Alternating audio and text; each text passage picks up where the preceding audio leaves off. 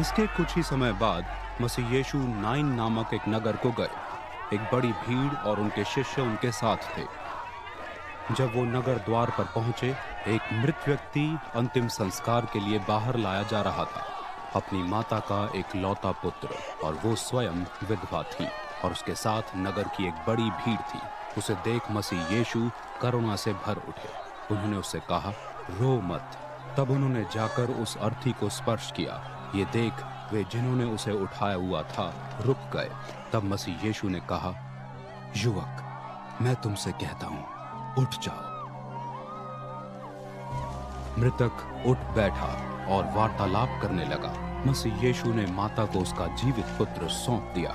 वे सभी श्रद्धा में परमेश्वर का धन्यवाद करने लगे। वे कह रहे थे, हमारे मध्य एक तेजस्वी भविष्यद्वक्ता का आगमन हुआ है। परमेश्वर ने अपनी प्रजा की सुधि ली है। मसीह यीशु के विषय में ये समाचार यहूदिया प्रदेश तथा पास के क्षेत्रों में फैल गया। प्रभु यीशु मसीह के मधुर नाम में आप सभी को जय मसीह की। एक बार फिर से हमारी संडे सरमन सीरीज में आपका स्वागत है। आज का विषय आपने देखा क्लिपिंग में, और जो गीत गाया गया बड़ा ही खूबसूरत, मैं क्यों डरा, यीशु मेरे नाल नाल रहंदा है। प्रभु जब मेरे साथ है तो फिर मैं क्यों डरूं। हमारे जीवन में या किसी भी मनुष्य के जीवन में अगर सबसे बड़ा कोई डर है तो वो मौत का डर है। पर आज बहुत ही खुशी का संदेश है जो मैं आपके साथ बांटना चाहता हूं। बहुत छोटा सा हिस्सा है बाइबल का, आपने क्लिपिंग में देख लिया होगा, और एक बहुत छोटी सी घटना ही है, लेकिन ये घटना अपने आप में बहुत अद्भुत और बहुत बड़ी है। इतनी जबरदस्त घटना है जिसका हम अंदाजा भी नहीं लगा सकते। और ये जो वर्णन है आज का हमें मिलता है संत लूका रचित सुसमाचार अध्याय 7 और पद संख्या 11 से लेके 17 तक। नाइन नगर की तरफ प्रभु यीशु मसीह जा रहे हैं, और जैसे ही उस नगर के प्रवेश द्वार के पास पहुंचने वाले हैं तो प्रभु यीशु मसीह के साथ उनके चेले और एक बड़ी भीड़ उनके साथ बड़े खुशी और आनंद के साथ उस नगर में प्रवेश करना चाहती है। लेकिन जैसे ही उस फाटक के करीब पहुंचते हैं नाइन नगर के, अंदर से भी एक भीड़ निकल के चली आ रही है जो कि बहुत ज्यादा दुखी, बहुत ज्यादा शोकित और बहुत ज्यादा कष्ट में है।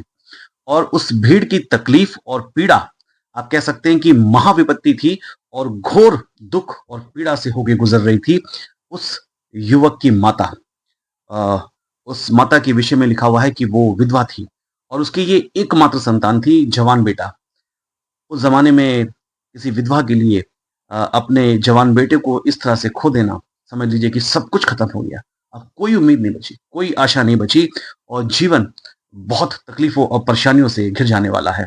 और इस तकलीफ का, इस कष्ट का अंदाजा नहीं लगाया जा सकता। शायद शब्द नहीं है इस तकलीफ और इस पीड़ा को महसूस करना, जब उस अर्थी के साथ माँ भी चल रही है अपने जवान बेटे को, जो कि मृत्यु की नींद में सो चुका है, और अब उसके अंतिम संस्कार के लिए उसे नगर के बाहर लेके जा रहे हैं। मैंने आपको बताया कि आज का जो हमारा शीर्षक है बहुत खूबसूरत है, बहुत अच्छा है, और उसको मैंने नाम दिया है कि जब मौत खुद यीशु मसीह से टकरा गई। और जैसे ही प्रभु यीशु मसीह का इस भीड़ से सामना होता है, जहां पे लोग एक जवान बेटे का पार्थिव शरीर लेके उसे दफनाने के लिए आगे बढ़ रहे हैं, और यीशु मसीह इस भीड़ को जब देखते हैं, उस अर्थी को देखते हैं, उस माँ को देखते हैं, तो वो बहुत ही ज्यादा तरस और दया से भर जाते हैं। और आप जानते हैं कि आगे क्या हुआ, पर उससे पहले मैं एक चीज़ आपको बताना चाहता हूँ। दुनिया में बहुत सारे लोग कहते हैं कि हम बहुत कोशिश करते हैं, हम बहुत प्रार्थना करते हैं, हमारी कई रिक्वेस्ट हैं जो एक्सेप्ट नहीं होती। मैं आपको बताना चाहता हूँ यहाँ पे एक ऐसा वर्णन है कि यहाँ पे किसी ने प्रभु यीशु मसीह से नहीं कहा, या शायद किसी को ये उम्मीद और ये विश्वास ही नहीं था कि ऐसा भी हो सकता है कि जो मर चुका है वो दोबारा जी सकता है। माँ भी निराश, हताश और सारी उम्मीदें खो बैठी थी, और प्रभु यीशु मसीह उस महिला के बारे में जान जाते हैं कि वो एक विधवा है। आप कह सकते हैं कि शायद मेरे ख्याल से उसकी वेशभूषा से पहचान लिया होगा, जैसे आज हम लोग पहचान लेते हैं अगर कोई स्त्री इस प्रकार से है, तो शायद ये भी हो सकता है, लेकिन इससे कहीं बढ़ के प्रभु यीशु मसीह दिल की आवाज़ को भी सुनते हैं। आज दुनिया में बहुत सारे लोग हैं, बहुत सारे ऐसे लोगों से मैं मिलता हूँ अक्सर जब मैं उनके पास जाता हूँ प्रार्थना करने के लिए, तो वो कहते हैं कि आज कोई नहीं है जो उन्हें सुन सके, ऐसा कोई नहीं है जिनसे वो बात करें, और वो बिल्कुल अपने आप को अकेला महसूस करते हैं। तो अगर आप भी उनमें से एक ऐसे ही हैं, और यहाँ पे जो महिला है, उसके आँखों से आँसू बह रहे होंगे, शब्द खत्म हो जा रहे होंगे और खत्म हो चुके होंगे, और शायद इतनी बड़ी पीड़ा को वो बर्दाश्त कैसे कर रही होगी, ये बड़ी हैरानी की बात है, और साथ-साथ अर्थी के चल रही है, शायद बार-बार मूर्छित भी हो जा रही होगी। और जैसे ही प्रभु यीशु मसीह ने उसकी उस अपार पीड़ा और तकलीफ को जो महसूस किया, बिना उसके कहे उसने कोई रिक्वेस्ट नहीं करी, कोई निवेदन नहीं करी कि हे प्रभु, तू जो मसीहा प्रतीत होता है, मुझ पे दया कर या मेरे बेटे पे दया कर। प्रभु यीशु मसीह ने उनकी आत्मिक और मन की तकलीफ और पीड़ा को जान के आगे बढ़ के अर्थी को रोक लिया और उस महिला से कहा कि मत रो। उस महिला से कहा मत रो, क्योंकि प्रभु यीशु मसीह जानते थे कि अब वो क्या करने वाले थे। और उसके बाद उन्होंने दूसरा एक बड़ा जबरदस्त काम करा। मैंने जो टाइटल दिया है कि जब मृत्यु यीशु मसीह से टकरा गई, वो जो बड़ी तेजी के साथ नगर से निकलते चले जा रहे थे कि अब जाके अंतिम संस्कार कर दें और दफना दें उस जवान युवक को, प्रभु यीशु मसीह ने उस अर्थी को छुआ। कोई भी यहूदी, आज भी लोग अगर किसी मिट्टी में जाते हैं तो आके नहाते हैं, क्योंकि वो समझते हैं कि अशुद्ध हो गए हैं। उस जमाने में भी कोई भी किसी मृतक या किसी मृतक शरीर को नहीं छूता था, लेकिन प्रभु यीशु मसीह ने जैसे ही हाथ बढ़ा के अर्थी को छुआ और उस जवान बेटे के पास जाकर उससे कहा कि हे जवान, मैं ये पढ़ देना चाहता हूँ आपके लिए, हे जवान, मैं तुझसे कहता हूँ कि उठ। शायद बहुत से लोगों को लगा होगा कि क्या पागलपन है, ये कैसी बातें कर रहा है, क्योंकि अब वो सुनने, समझने, देखने की चीजों से परे है, मर चुका है। अब उसको आप कुछ भी बोलिए, वो सुनने वाला नहीं है। अगर वो सुनने वाला होता तो अपने माँ की पीड़ा और जो जिस बुरी तरह से वो रो रही होगी, उस आवाज को सुन के वो बच्चा जाग जाता। और भी परिवार के दूसरे रिलेटिव होंगे और वो तमाम लोग जो उससे सहानुभूति रखते थे, क्योंकि एक बड़ी भीड़ उनके साथ भी थी, और वो कब से चिल्ला रहे होंगे, रो रहे होंगे, परेशान हो रहे होंगे, लेकिन कोई भी शब्द उसके ना तो कान के पर्दे पे पड़ रहा होगा, ना उसके मस्तिष्क सिग्नल जा रहे होंगे। वो इन सारी चीजों से परे हमेशा हमेशा के लिए जा चुका था, सब कुछ खत्म हो चुका था। लेकिन प्रभु यीशु मसीह जैसे ही उस अर्थी को रोकते हैं, इसलिए मैंने शीर्षक दिया है कि जब मृत्यु यीशु मसीह से टकरा गई, या जब यीशु मसीह मृत्यु से टकराया। और उसके बाद प्रभु यीशु मसीह उस जवान के पास जाकर उस अर्थी को छूकर कहते हैं कि हे जवान, उठ जा। और जैसे ही प्रभु यीशु मसीह कहते हैं, वैसे ही उसके कान सुनने लगते हैं, है ना। वो आत्मा जो उसके शरीर को छोड़ के चली गई थी, जहां कहीं भी वो थी, वहां से वापस आती है। उस आत्मा ने प्रभु यीशु मसीह की आवाज को सुना और उस शरीर में वापस प्रवेश करती है, और वो जो जवान था उठ बैठा। जो अभी तक लोगों को लग रहा कि अब सुन नहीं रहा है, वो लिखा हुआ है कि बोलने लगा, और उसने उसको उसकी माँ को सौंप दिया। ये बिल्कुल वैसा ही नजारा है जो बागी आदम में था, जब परमेश्वर ने सृष्टि को बनाया और आदम को मिट्टी से बनाया और उसके बाद उसमें जीवन का श्वास फूका। आज एक बार फिर से जब परमेश्वर खुद यीशु मसीह के रूप में इस दुनिया में है, और जब मौत सामने से आ रही, जब यीशु मसीह उससे टकराते हैं, तो उसके बाद मौत जो है, जो हमेशा लोगों के लिए एक बड़े डर का कारण है, बड़े दुख का कारण है, बड़ी पीड़ा का कारण है, वो जाती रही। और जैसे ही प्रभु यीशु मसीह ने इस जवान बच्चे को पुकारा, इस जवान बच्चे की जो मृतक शरीर से मिट्टी कहा जा रहा होगा, आज भी मिट्टी कहते हैं लोग, उसमें वापस प्रभु यीशु मसीह प्राणवायु को फूंक देते हैं। यीशु मसीह कोई साधारण व्यक्ति नहीं, वो आपके दिल की आवाज को सुनते हैं। आपके शब्दों को सुनने वाला कोई नहीं है, तो परेशान मत होइए। कोई है जो आपके दिल की आवाज सुन रहा है, जो जानता है कि आप कितना परेशान हैं, आप कितना अकेले हैं, आप किन हालात से गुजर रहे हैं। आपको अपनी, कई बार लोग कहते हैं, कई पास्टर्स कहते हैं कि प्रार्थना करिए, रो रो के प्रार्थना करिए, फास्टिंग में प्रार्थना करिए, प्रभु को अपनी पीड़ा बताइए। यहाँ पे इस महिला ने ऐसा कुछ भी नहीं करा, क्योंकि वो हमारा बनाने वाला प्रभु परमेश्वर है। वो हमारे दिल की पीड़ा और तकलीफ को जानता और महसूस करता है, और जैसे ही उसने उस तकलीफ, उस पीड़ा को महसूस करा, उसने वैसे ही वापस जो जिंदगी खत्म हो चुकी थी, वो फिर से शुरुआत हो जाती है। अक्सर आपने देखा होगा समुद्र या नदियों के किनारे अगर चट्टानें या पहाड़ होती हैं तो बहुत तेज-तेज लहरें उठती हैं और जाके चट्टान से टकराती हैं और फिर थोड़ी देर के लिए शांत हो जाती हैं। यहाँ पे भी कुछ ऐसा ही है। मौत की ऊँची-ऊँची लहरों ने इस महिला के पुत्र के जीवन को छीन लिया था। लेकिन जैसे ही यीशु नाम की चट्टान से ये मौत की जो लहरें हैं टकराती हैं, वो हमेशा-हमेशा के लिए शांत हो जाती हैं और वो जो माँ का बेटा है अपनी आँखें खोल देता है और जी उठता है। कितनी बड़ी खुशी इसका आप अंदाज़ा नहीं लगा सकते।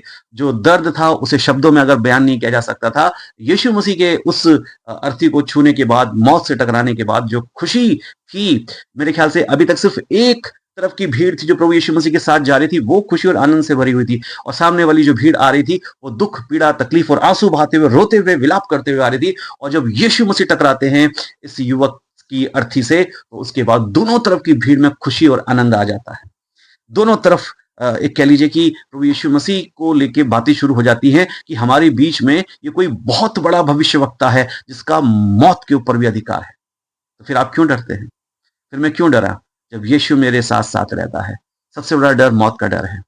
प्रभु यीशु मसीह ने मृत्यु को हमेशा-हमेशा के लिए हरा दिया है।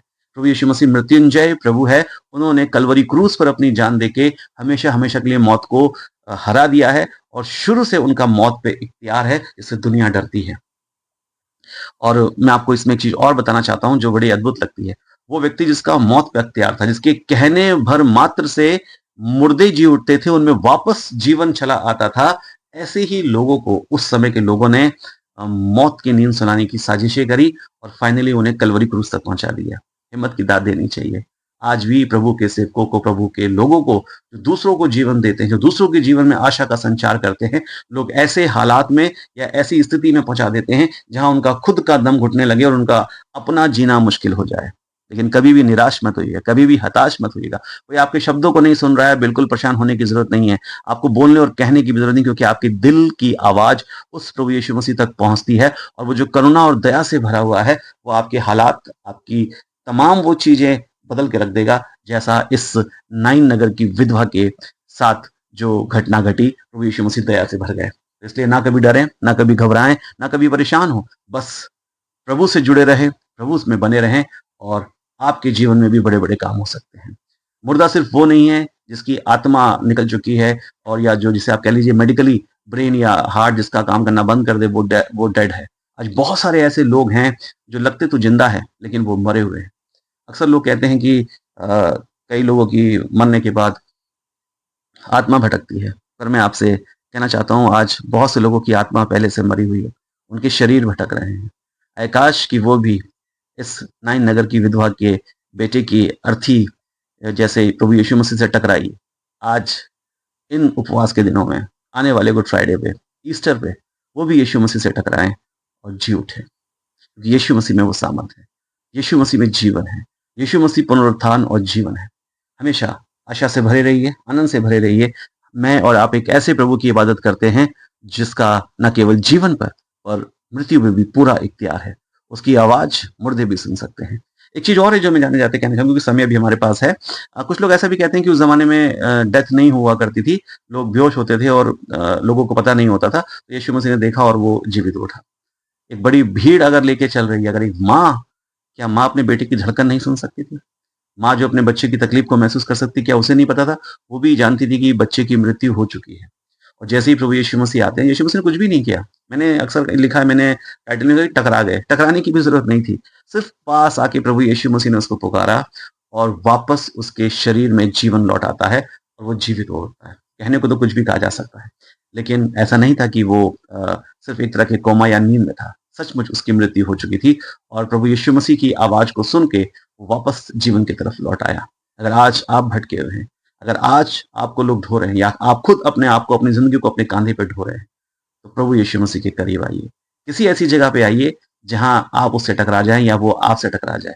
कहीं जीवन में एक बार उससे आमना-सामना हो जाए, तो निश्चित रूप से मौत हमेशा-हमेशा के लिए हार जाएगी और आप यीशु मसीह में जी उठेंगे। प्रभु करे कि हम सब जो प्रभु यीशु मसीह के जीवित गवाह हैं, उसी जीवन की गवाही देते रहें और उस प्रभु यीशु मसीह की महिमा करते रहें, जिसने आपको और मुझे जीवन दिया है। प्रभु का धन्यवाद हो। अगले रविवार को फिर मिलेंगे और तब तक अपना ध्यान रखिए और प्रभु में बने रहिए। आप सभी को जय मसीह।